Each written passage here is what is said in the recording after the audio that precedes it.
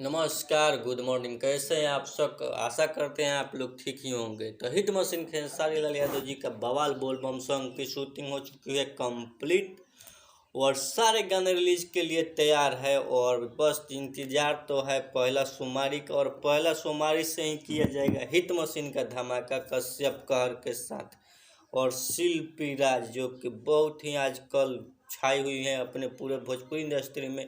उनके साथ पहला सोमवारी को हिट मशीन खेसारी लाल यादव जी का बवाल सॉन्ग रिलीज किया जाएगा इस बोल बम का, जो कि बहुत ही धमाकेदार धांसू सॉन्ग होने वाला है। और कश्यप जी ने कुछ पोस्ट भी किया हुआ है कि आ रहल बा बोल बम के संग बहुत जल्द गाना बजबे करी।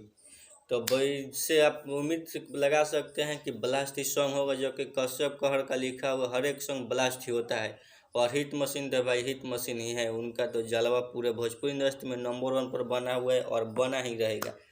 तो वीडियो आज कैसा लगा? वीडियो अच्छा लगा हो तो लाइक शेयर कमेंट जरूर कीजिएगा और चैनल पर पहली बार आए तो चैनल को सब्सक्राइब कर लीजिएगा। तो मिलते हैं अगले वीडियो में। Bye bye, love you.